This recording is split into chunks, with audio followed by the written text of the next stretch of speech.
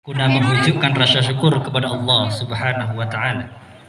Nikmat tak terikat, anugerah melimpah ruah, serta karunia yang menyapa selalu hadir di tengah-tengah kita dengan penuh kasih dari Allah Subhanahu wa taala.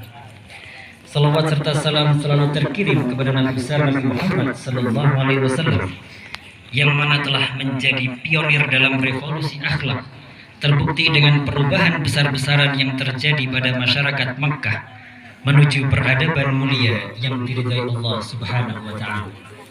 Allahu akbar. Allahu akbar. La ilaha illallah wallahu akbar. Allahu akbar walillahil hamd.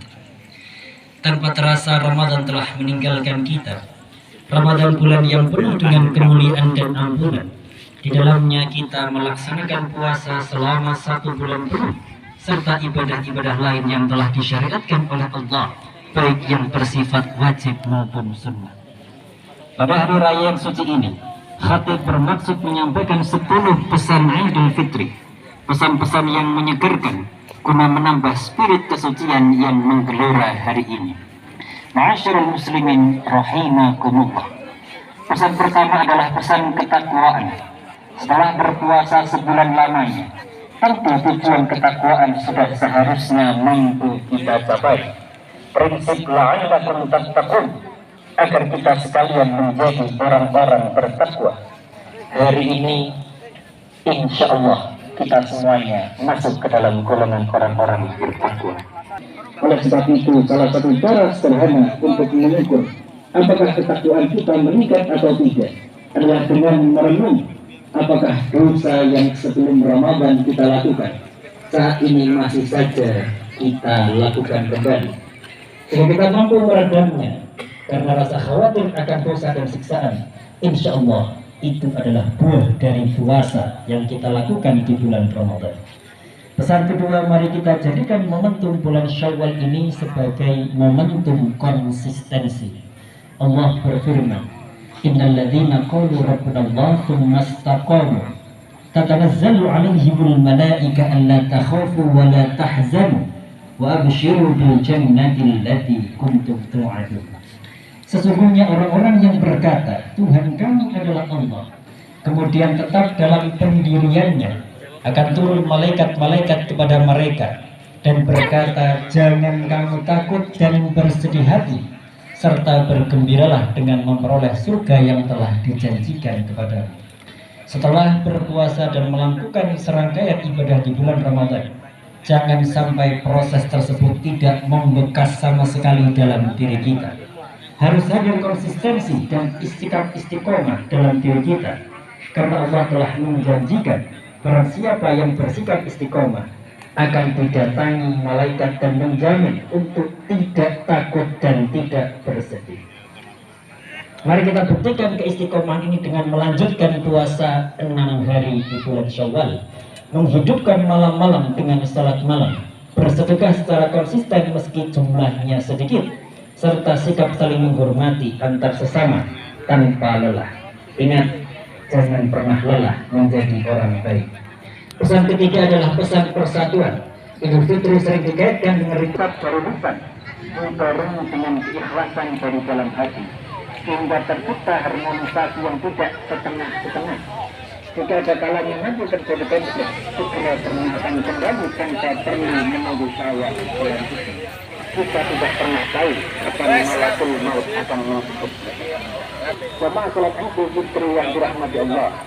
Pesan keempat, mari bersama kita tanamkan dalam diri kita untuk menghindari perkataan, ujaran atau komentar yang negatif, mengandung kebencian atau bahkan sampai fitnah. Tapi pekerjaan rumah bangsa ini adalah konsolidasi nasional utama anak bangsa, di mana era media sosial ini yang seharusnya dapat mengeratkan hubungan sosial, malah sebaliknya menjadi media memperkeruh hubungan sosial yang seharusnya connecting people menjadi disconnecting itu. Allah berfirman, "Wailul likulli humazatin lumazah." Celakalah setiap penyesat pelaku pencela. Quran surat Al-Baqarah ayat pertama. Pesan kelima, dengan spirit al-maut, mari bersama kita kuatkan spirit sosial kita sebagai bentuk ruh kemanusiaan yang hadir dalam diri kita. Badan Pusat Statistik mencatat lebih dari 24 juta orang di Indonesia dinyatakan masuk ke dalam kategori penduduk miskin atau kurang lebih 8,57%. Selain itu, 4 juta anak di Indonesia merupakan anak yatim.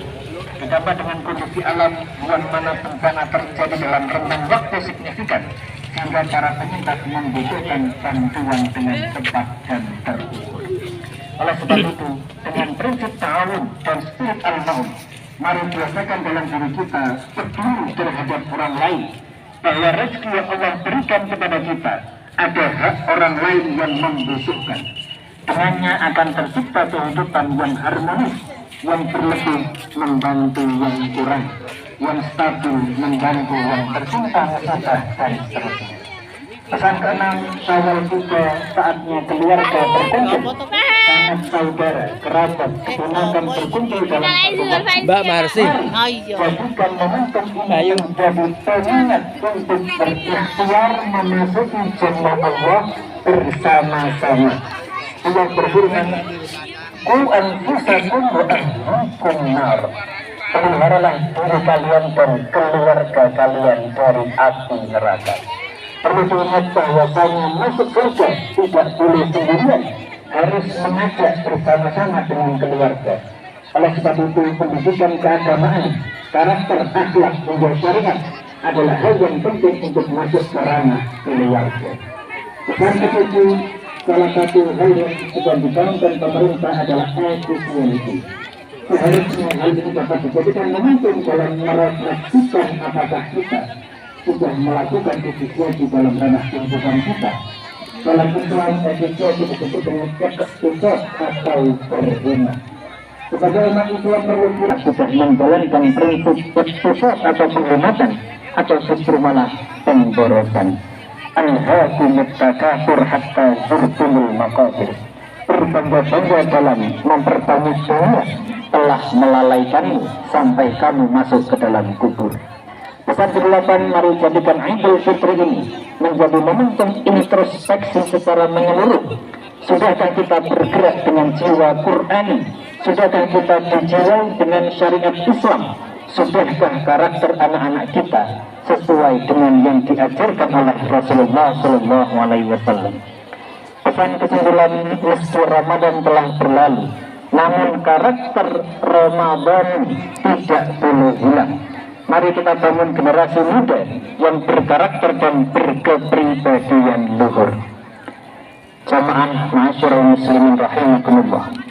Yang terakhir, yang ke-10, mari jadikan seluruh pesan pertama hingga ke-9 menjadi bekal dan pijakan untuk menuju bangsa Indonesia yang baldatun tayyibatun wa rabbun ghafur. Bangsa Tayyibah merupakan negeri yang baik, luhur, agung, dan menyejukkan. Para pemimpin yang bijak, mengayomi, dan zero corruption. Rakyat yang mentaati para pemimpin dan saling menghormati satu dengan lain. Sumber alam yang dikelola dengan baik hingga toleransi kuat terhadap perbedaan yang ada. Warabbun ghafur, seluruh manusia di negeri itu selalu berada dalam lindungan, naungan